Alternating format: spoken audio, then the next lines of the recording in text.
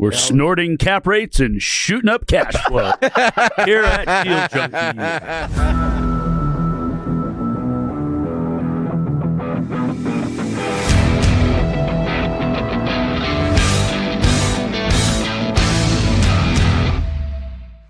Welcome back to Deal Junkies. Mike is awake. Well, nope, wake him up. Come on. Okay, we got Mike awake. I'm Gabe Johansson here with Trevor Nuss, Dane McKinney, Mike Nuss, Trevor Howard, Dane McKinney. Did I say that right? Trevor Nuss. Close enough. Mike McKinney. We're here to talk deals. Trevor's up for adoption. Trevor. Where's the cowboy hat, bro? It doesn't fit with the headphones. Oh, we got to get you. I'll cut it up after this episode. Yeah, so you guys witnessed why I was voted most likely to fall asleep in class. Because you did. I do. Really? It's so easy. I told you not to eat that cookie, dude. No. No, dude, what's going on with you, Mike? Why do you have no energy today? Because he ate a cookie. I ate a That's cookie. not why. Do you know were what I bad was voted? influence. Do you know what I was voted? Most likely to be a millionaire. You know what I was voted? Best dressed. Really? You know why? Oh, actually, you want to know looked why? Suave in high school. You want to know why? Why? I wore cowboy boots and a cowboy hat back then. Just like you guys are trying to do now. Trevor is best dressed. You're a little late to the game. And I don't think Trevor pulls it off the way I did either. I pulled off Certainly way not. better. You probably weren't wearing a steel necklace or whatever. Gabe had some swagger. chain. Yeah. Well, All right. what are we talking about this episode? We're gonna No, talk I didn't about think- deals. I thought it All was Mike, something else. I want to get your opinion on this deal. Oh. Go. I was telling you about it yesterday a little bit, but you weren't listening. So we just went and walked this. It's in receivership and owned by the bank. Yeah. Uh-huh. 94 units in Portland. It last traded 2 or 3 years ago at 12 mil. They did a bunch of reno on. They renoed 26 units. That are 26. They reno more than 26. 26 are vacant, unrenovated, or like partially renovated, and then they have like 18 or something or 20 That fully are rented. Yeah. And then the rest are occupied at really low rents, like $600 to $900 rents. half market, Mhm. close to it. And there's like 31s, the rest are 2s. So this got taken back by the bank. It's in And some of the receivership. twos are townhouse. Some of the 2s are townhouse. Yeah, all exterior basically done. We came up with about $300,000 left of exterior work between painting, fixing up some roofs, finishing up some concrete work, and then whatever else Mark told me. All the backyards are concrete. They built a fire lane behind the building, and instead of having backyards, like literally like over $1 million worth of brand new concrete all the way around the back. Have you seen this? Mm-hmm. It's crazy. It's the craziest thing I've ever seen. Is it for a project next door they use the fire lane for? Or No. It's like- I don't know. There's a huge parking lot to get in there, but maybe it's only because there's They one probably did one driveway instead of two. They might probably want the fire lane all the way around the They outside didn't of have it. building permits that it triggered that, and then their only solution was, well, get rid of the backyards. We're going. Well, they still have a backyard. Like each one has a private little privacy chain link fence with slats in it, and then there's a whole fire lane also on top of that behind the backyard. So like the tenant's backyard is concrete though; it's just a patio. But there's so much concrete. It's the most concrete I've seen ever at a project. Yeah, so 46 of these units are still occupied at the low rents. Yeah. And so what I did is I have 46 occupied to turn at $20,000 a unit. There's 22 fully turned units, and they're currently occupied at market rate rent. And then there's 26 vacant units left at $15,000 to turn. So with those 46 units, you have about $200,000 in relocation fees you'd have to pay too. And then that's all in about $1.5 million to turn the 72 total units and pay for relocation costs. And then there are $300,000 for exterior. So 1.8 in work left. And you can take these to an average rent of basically $1,600 across the board based on their current highest achieved. So it's like anywhere, depending on how you run it expense wise, but it's like an $18 million building. Yeah, ballpark. I'd offer $6.8 million, $6.6 million.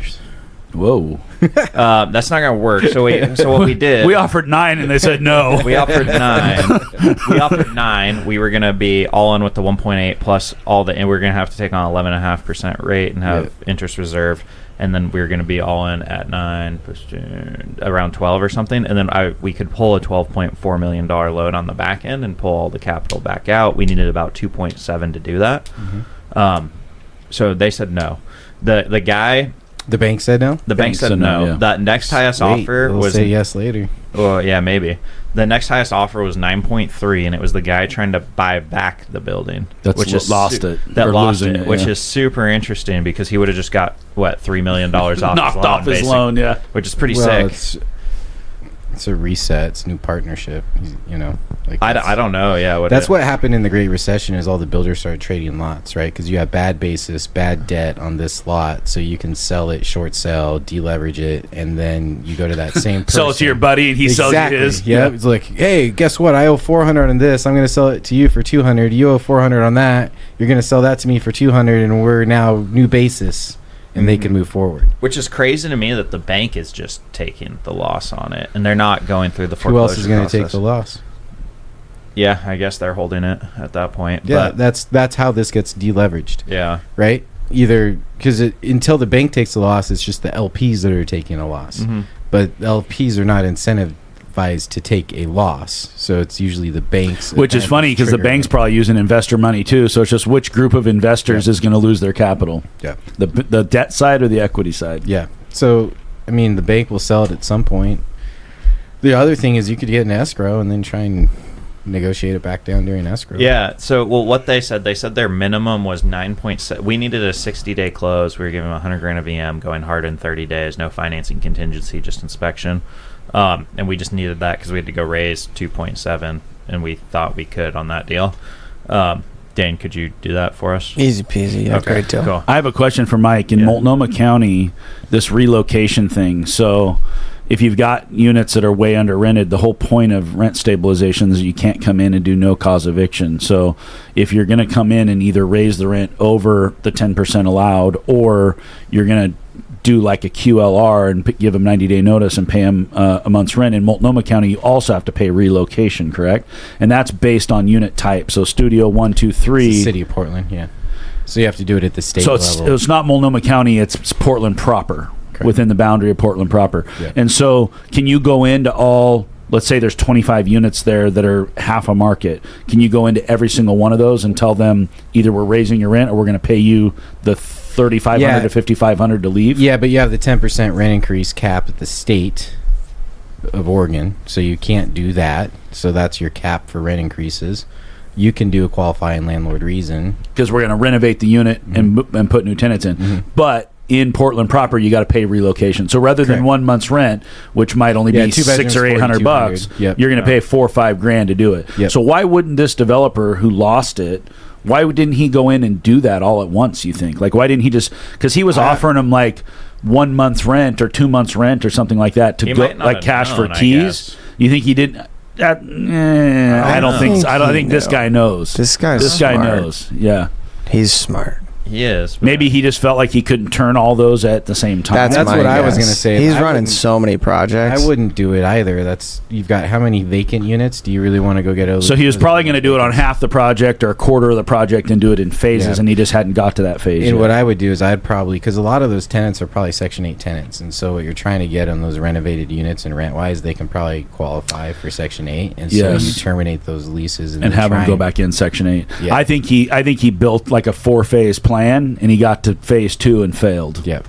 Because even if they're only $600 or $700 a month, they're still bringing in some income, and they're not a huge drain. Where you wouldn't, as long as they're not bringing the property down, right? So if you've got drug dealers and it's just, it was clean. Yeah. So if they're just, he got rid of the worst ones first, probably. Yeah. So we offered 9 though, and then we were gonna. Yeah, and I don't know that I would do it through relo, right? I would focus on the vacant ones and the ones you need. I do a bunch of rent increases. Mm-hmm. Some of your tenants will just naturally move. So the hard part is like the average rate, it's like $1,600 on average for those units, and they're literally at $600, $700, $800. So you kind of have to do what, like, we try to advertise these newly renovated units. Hey, do you guys want to move here? Maybe we give you a but discount. But it's $1,000 more than they're paying. Yeah, or we give you like 1 month off or whatever. Well, you do what he's saying. You say move into this new unit, and we'll just get you on Section 8. Yeah, we'll set it up for you. You don't know how to do it. It works even with the 40. It's only $200,000 on a project that Isn't size. that what we did at in Astoria on River Grove? We moved them to moved them into a renovated unit, and we also helped them get on Section 8. Correct. Yeah. So one reason you wouldn't do it is it could be political suicide. Like that's how that's how relocation passed, was some big companies from California doing mass termination notices. You get the little old lady saying, "I've lived here 30 years and I can't afford it." And they chose to do it at a time like winter time and in a school district where they literally gave termination notices to like 13% of the school. Ooh. Oh, yeah. You just end up on the front page of the newspaper. Yeah, because ours would be over 2 years, basically. There's 46, so it's not that. Yeah, we had no bad press in Astoria the way we did it. It all worked out great. Yeah. So some people talked mean about us at a gas station one time. Oh, and I saw some Facebook stuff. I mean, everyone complains when you're going in and upgrading units and raising the rents. I mean, that's not popular, but... Yeah, you're going to be competing with yourself, right? You're adding now inventory to a whole market segment that may or may not have a lot of turnover in it. So you're competing with yourself. You have to give concessions. What do you think about East Portland, like 205 and East? You love it. It's the reason I sold off my client portfolio, and it mostly resided in that area. Is it because it was hard to manage? Yeah, it's just a drain on your resources. You get more questions, you get more applications per vacancy, you get more showings per vacancy, you get more questions per rent check, you get more late fees per capita.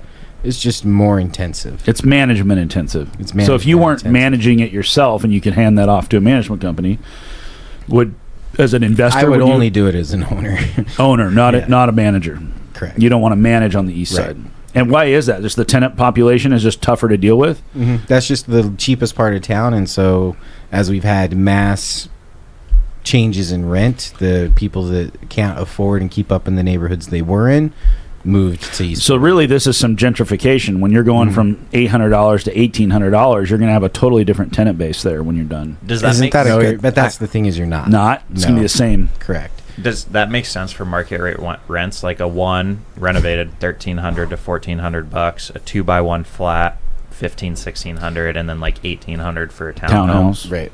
Yeah. That makes sense. So because you're essentially giving terminations to people that have been there for a long time, and so rent was $500, $600 when rent was $800 or $900 in closer Portland. And so the people who are paying $800 or $900 are very similar in mentality, but the $800 $900 is now moved out to there, so it's now $1,400 or $1,500, but it's the people who are paying $800 or $900. Does that make sense? And so your entire mentality is that.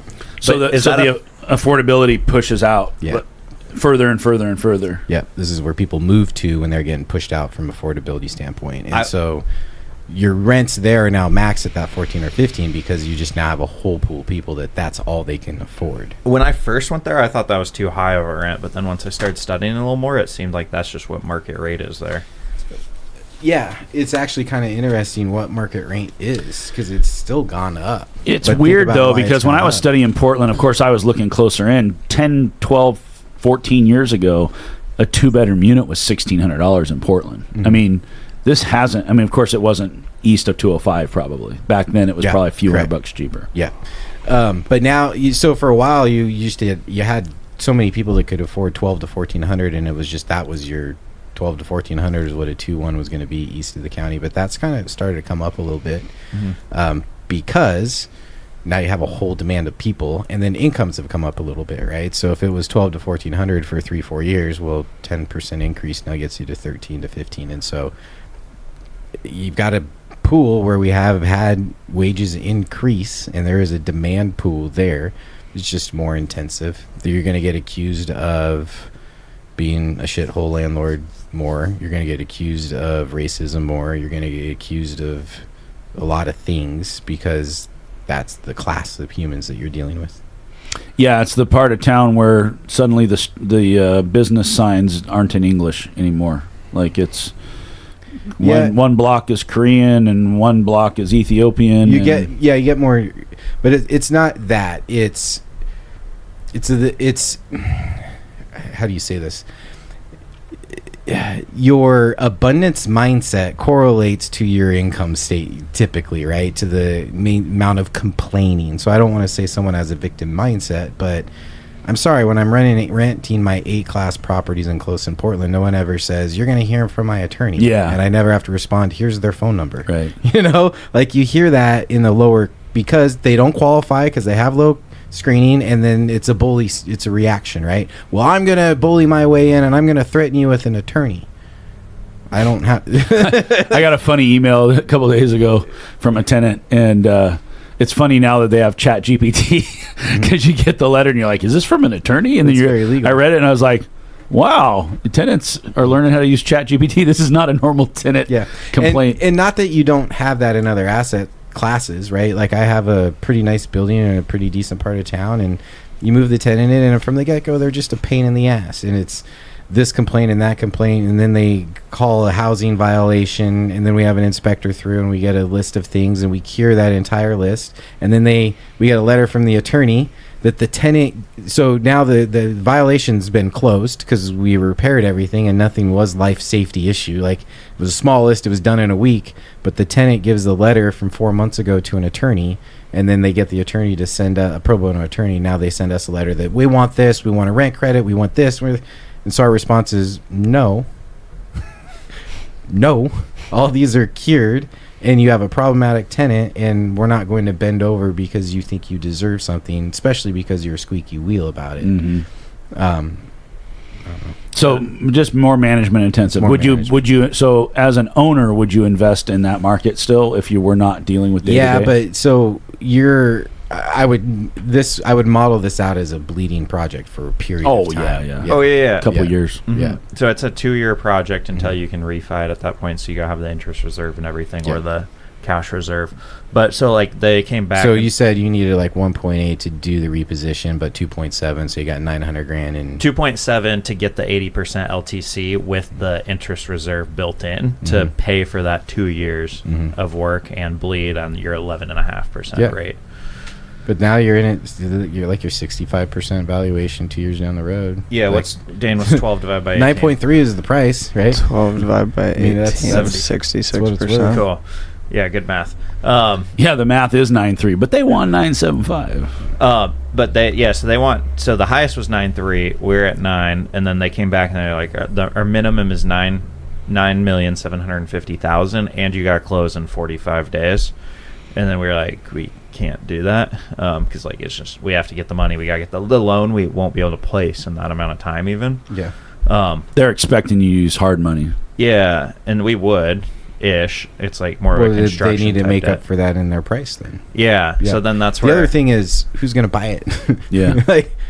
Their best bid is the guy who's failing the project. Right. Yeah. And so they're not going to. And their quick close cash offer was like $8 million or low eights, somewhere in the low eights. Yeah. So I mean that if they want to close in 15 days, it's 8, and if they want to close in 2 months, it's 9. And that 8 million they want both. They want to close in 10 days, right? They want 10. Yeah. You know. Well, so what I told them is we would do the price, but we want them to finance the deal for us. Mm-hmm. And then they said, how much money do you want to bring? So now we're working on that. Yep. We said no. Then they get to recycle their loan. How much do I want to bring? They get a new loan. They write off their old loss, and they got a new performing loan at a lower amount. Because if they'll give us higher leverage, now we don't have to bring investor capital, so we can pay the higher price, and then it can still work out. Mm-hmm. What do you think of the deal? Should we do it?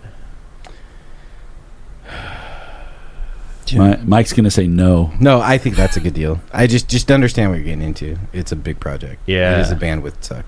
So, you've got valley properties, you got beach properties in Portland. Mm-hmm. So as long as you can bandwidth-wise reposition in Portland with everything else you got going on, it's fine. Mark gave us the thumbs up.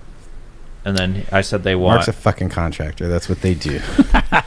Love you, Mark. I don't know. Mark, before we said we wanted to build something in Portland, he said, we're not ready to build in Portland yet. So a value-add reposition we're more set up for than a build. But I think a new build would be He's easier. shut down a couple new builds in Portland that I liked. Why? I don't know. We'll have to ask him. Deal with the city. Yeah. Oh, the city. Yeah. Just timeline. City can screw you. Well, especially Portland. Now they just waived SDC fees. Oh yeah, Michael Hamilton got that done, right? Or he's part of what got that done. Mm-hmm. Yeah, I watched the city council thing on it, or whatever it was. Yep. He gave testimony there. Yeah, it was the Home Builders Association was kind of what helped push it through. But yeah, dude, that was sick. So Sang bought this lot. You could put 60 units on it, and I told him, I was like, dude, you can get it for $300,000. You just buy it. You'll figure it out later. But he needs to entitle it to make it worth something. And we had our broker call on Tuesday. I was like, did you realize you just won $1 million, Sang? That's like, crazy. What? I was like, how many units can you build? 60. Like, okay, what's 25,000 times 60? 1.25 million. I was like, yeah, that's what the city is awarding you if you get off your ass and entitle that building. That's cool. So sick. How long is that going to go for? Is that like 2 years, and then like they reevaluate? 18. It's a 3-year That's a 3-year waiver. Mm-hmm. Does that mean so? It doesn't end at that point. They said they would look at it again and see if. So that means worked. that now suddenly projects that didn't pencil before are going to pencil, and you're going to have a pipeline is going to empty out over the next couple of years. But then you're going to see a ton of projects in like 3 years from now. Yeah, so we'll be overbuilt again in 3 years. Yep. Yeah. Maybe. Yeah, depending on where demand. We're not going to have, because one of the concerns was we're going to run out of stuff. But there's so many units that are approved that just haven't been pulled. Those will now get pulled. Yeah. So it's yes, we're going to add more supply and inventory with this than expected, and more specifically in the next 18 months, because it's just going to fire out some projects. How do they waive that SDC? Did they pull money from the purse, like the state purse, to go, because they're going to still have costs in all that? There's two things, right? So the SDC fee is $25,000, but to pull the permit it's $40,000. So it's $15,000 in permit fees and $25,000 in development charges. Oh, right. So impact fees. So SDC is the impact of the system, but you still have intake fees and then you have issuance fees. So they're basically just breaking even on getting you connected to the city systems. Saying you're going to pay for our staff still. You're still going to have intake and issuance fees, but we're not going to charge the developments. The impact fees are gone. That makes sense because it doesn't feel like they spend the money that they you put in anyway into the system. Yeah. It goes into a slush fund or something. Yeah, like transportation's the biggest. That's what we're running into in Salem. They want to charge us an employee tax so they can go out and put more city buses out there and wrap them and do all this stuff when there's nobody riding the bus. Everybody's free. All the business owners in Salem are up in arms. It's really? Like, what are we doing? You watch the buses drive by with nobody in them, and they're all excited that they're putting fancy wraps on them all. It's like, why do I need to pay $400 or $500 per employee every year? Is that what it's for? Or is it for ODOT? Because ODOT's going through a big funding. No, this is Chariots. This is City of Salem bus system. Yeah, and politics gets even more at the smaller. Well, they passed it without a vote. I mean, this was just kind of like, yep, we're just going to charge you, $500 an employee every year so that we can have more buses. That's insane. That's crazy. Yeah, people are not very happy about it. It was standing room only in that meeting. It's $100,000 to you. It's a lot of money. Yeah.